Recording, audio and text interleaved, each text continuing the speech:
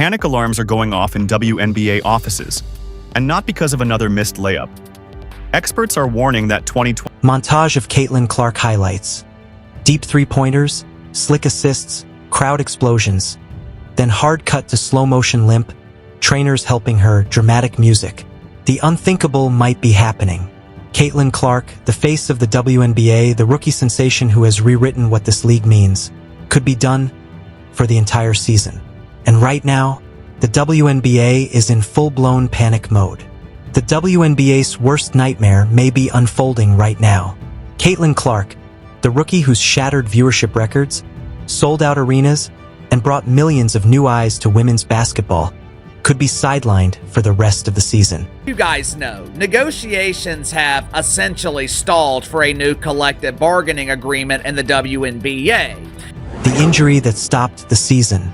It happened in what seemed like just another game for the Indiana Fever. Caitlin fighting through a screen, planting her foot. Then suddenly, she froze. You could see it instantly. That wince, that grimace. And then the crowd went silent. She tried to play it off, but the trainers didn't. They walked her straight to the locker room. At first, fans thought it was a cramp, maybe tightness, but the whispers started before the game even ended. For the first time ever, WNBA players think they have leverage. Key word. This might be serious. Insert slow-mo clip of her leaving the court, towel overhead.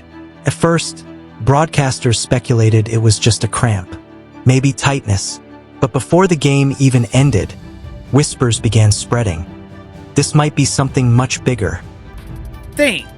Now, in their defense, they do have leverage in the short term. Why this hits different? This isn't just another injury. This is Caitlin Clark, the #1 draft pick, the rookie who sold out arenas from day one, the player who tripled Indiana Fever ticket sales, and the one ESPN and every sports outlet have crowned the savior of the WNBA. Without her, the Fever don't just lose their top scorer. The league loses its biggest ratings magnet. We're talking sellouts in cities that hadn't seen them in a decade. TV ratings up triple digits. Jersey sales through the roof. The problem is, if this short-term leverage is used and the 2026 WNBA season is canceled. Look at this. Before Clark, the Fever's average attendance was around 4,000. This season, over 13,000 per game. League in shock. Within hours, the reaction was explosive. Analysts called it a nightmare scenario. One WNBA exec reportedly told a reporter off camera, "If she's out all season, it's a gut punch to our momentum." Fans flooded social media. "No way. This season just died. Praying for you, Caitlin." The WNBA can't catch a break. It wasn't just Fever fans panicking. Even rival fan bases know. Caitlin Clark isn't just a player. She's the storyline. It could have devastating long-term impacts on pretend basketball. We're talking sponsorship deals, national TV schedules, and even the WNBA's billion-dollar valuation goals. All of it boosted by what people call the Caitlin Clark effect. Without her, primetime games lose their hook. Casual fans tune out. And those new corporate partners, they might start asking questions. Financial stakes through the roof. Here's the part most people don't realize. Caitlin Clark isn't just driving ticket sales. She's driving everything. Merch revenue, TV deals, sponsorship activations. The WNBA's already on track for $1 billion valuation in the next few years, largely because of the Caitlin Clark effect. Without her on the court, that momentum slows fast.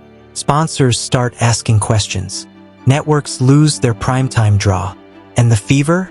They go from must-watch to maybe-watch. But beyond the dollars and views, there's the team reality. The Fever are 17-14, finally climbing out of the league's basement. Clark isn't just their top scorer. She's their engine. She's the reason defenses stretch, the reason Aaliyah Boston dominates inside, and the reason their offense clicks. I wouldn't really say All-Star is viewed as critical. I feel like that's just a fun thing. The emotional toll. But beyond the business side, there's the human side. Caitlyn's not just dealing with a possible season-ending injury, she's dealing with the mental strain of her first pro season. In an interview earlier this year, she admitted she's never faced this kind of physical demand. Constant travel, back-to-back games, the pressure of millions watching every move. And now, instead of fighting for a playoff push, she might be stuck watching from the sidelines. Even NBA stars chimed in, Damian Lillard tweeting prayers up for Caitlyn, and Sabrina Ionescu writing been there. Stay strong. I feel like this stretch, this is a big game for us. I think we've struggled in the fact that The Fever without Clark. So what does this mean for the Indiana Fever? They're 17-14, sitting 5th in the league. A playoff run was finally in sight after years in the basement. But without Clark's shooting and playmaking, they'll have to lean heavily on Aaliyah Boston, Kelsey Mitchell, and new signing Ari McDonald. Can they survive without their leader? Maybe. Can they thrive? That's another question entirely.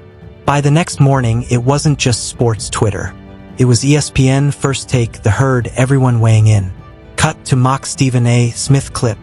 If the WNBA loses Caitlyn Clark right now, you're not just losing a player, you're losing momentum you've been building for years. The WNBA's Caitlyn dilemma. we're able to play one good game, and then we play a bad game, then we play a good game, then we play a bad game. So I think for us is like...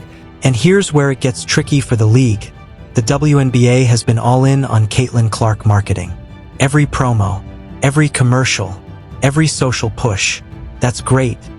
Until your star is suddenly out for months. Then you're scrambling to build new storylines.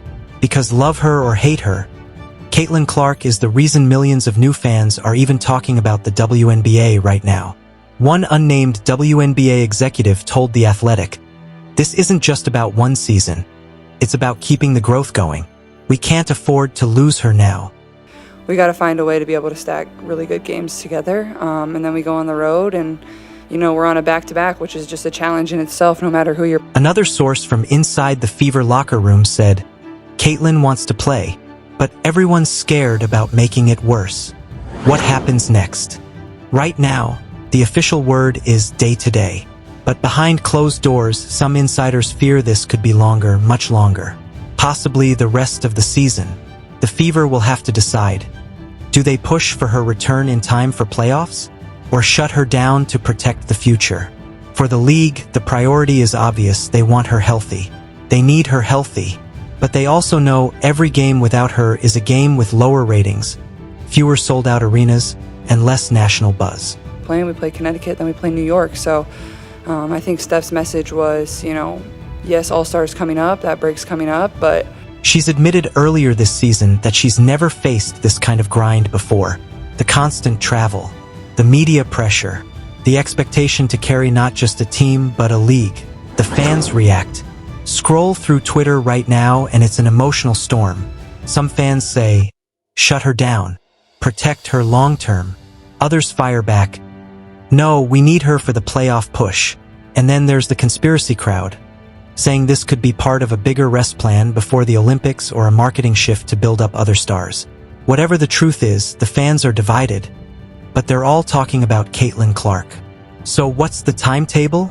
Right now, officially, day-to-day. Our focus is on these 3 games that we have left. So in that sense, I do think it's critical that our focus just remains on the game in front of us. But sources suggest the Fever might take the conservative route. Best case? She's back in a few weeks, ready for playoffs. Worst case? Shut down for the season to ensure she's 100% in 2026. Stakes couldn't be higher. If Caitlyn Clark really is out for the season, this isn't just a Fever problem. It's a WNBA problem. It's a storyline that could define the league's biggest growth spurt in history, for better or for worse. For now, all we can do is wait for the next update, and hope this rookie season isn't cut short before it even truly began.